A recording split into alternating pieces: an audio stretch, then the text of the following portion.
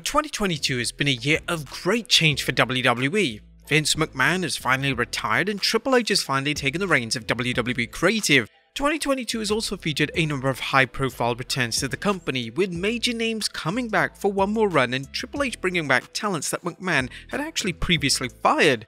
This list will just look exclusively at talents who have returned under a new WWE contract, and we won't address the several Royal Rumble cameos that took place in January.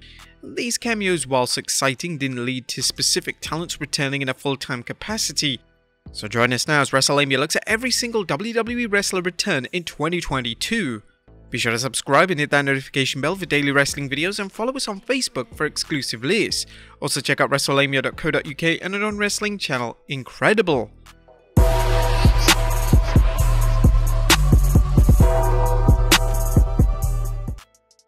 Number 14, Dexter Loomis.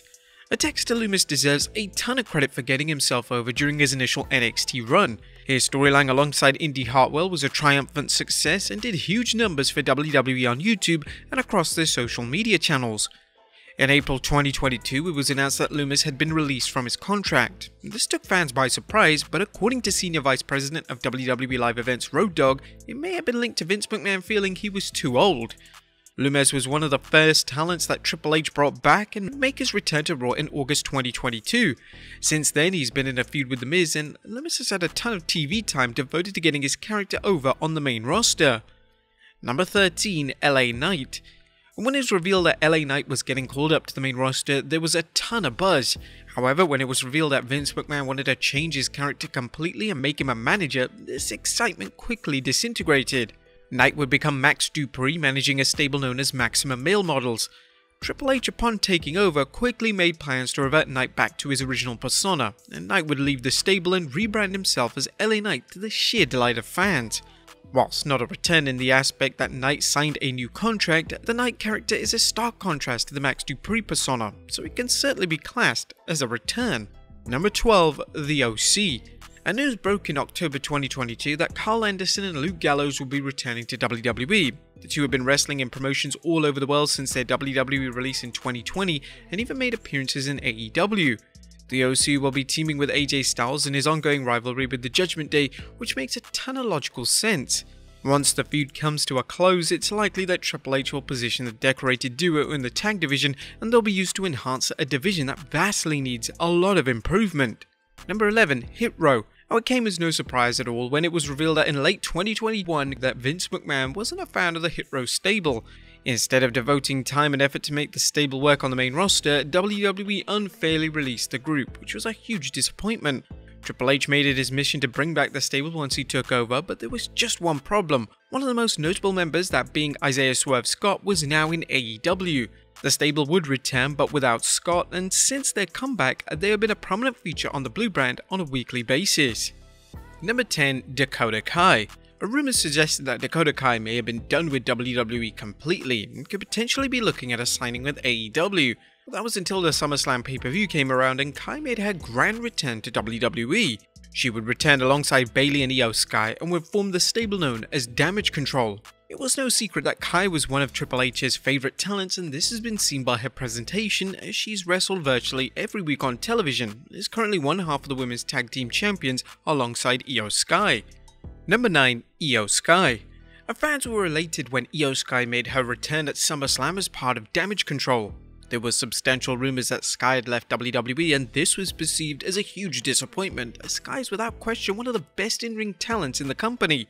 Her rejoining WWE opens the door for several dream matches, including Io Sky vs Asuka, Io Sky vs Becky Lynch, and even Sky vs Sasha Banks. Sky is going to be a prominent feature of WWE programming for years to come, and fans are already being blown away by the quality of her work. Number 8, Bayley. Speaking of Damage Control, Bayley finally made a return to WWE at SummerSlam. Bayley had been out of action for over a year, and now she was back as one of the top heels in WWE. Bayley is universally liked not just by fans but by the whole locker room, so her return was heavily celebrated. Since her return, Bayley has set her eyes on Raw Women's Champion Bianca Belair, and the two would have a fantastic ladder match at Extreme Rules. It seems likely that Bayley will once again become Women's Champion before the year is out, which would be a fitting close to 2022 for the role model of WWE. Number 7, Candace Larae. Candace Larae's return was a comeback nobody saw coming. She would return in September as a babyface and looks cemented to be one of the top babyface stars in the company. Larae's bringing a ton of experience and passion to the main roster, and it's about time that she was given a shot at the big time. Her work has been praised for years, and now fans who exclusively watch WWE's main roster products can see what all the fuss is about. Number 6. Johnny Gargano. When Johnny Gargano departed WWE, he wanted to focus on his life outside of wrestling and work out what he wanted to do next. However, upon hearing that Triple H was now in charge of WWE Creative, it was an obvious choice for Gargano to rejoin WWE. The history and relationship between Triple H and Gargano is well documented, as in NXT, Triple H presented him as one of his top stars, and this seems likely to continue on the main roster. Since his return, he's been placed in a feud with former member of the Way, Austin Theory, and there are even rumors that Gargano could potentially challenge Theory for his Money in the Bank briefcase. Number 5. Braun Strowman. Braun Strowman's WWE release in 2021 stunned the wrestling world. Strowman was one of the top stars in the company, and he'd literally just wrestled a WWE title match on pay-per-view before his release. But his release ultimately came down to budget cuts, and since his release, Strowman found himself appearing in the infamous Control Your Narrative promotion. Triple H would quickly bring Strowman back upon taking over WWE Creative, and this made sense, as it's another top name at the top of the card. It's unknown if Strowman is going to reach the heights of his prior run, but it's certainly great to see the former Universal Champion back in the ring. Number 4. Karrion Kross and Scarlett. One of Vince McMahon's biggest creative failures of recent years was how he handled the main roster debut of Karrion Kross. McMahon would strip everything away that made Kross special in NXT, and this included giving him a goofy new attire, new theme, and new character, and removing his manager Scarlett from his side. Naturally, these changes completely flopped, and Kross was unfairly released from WWE.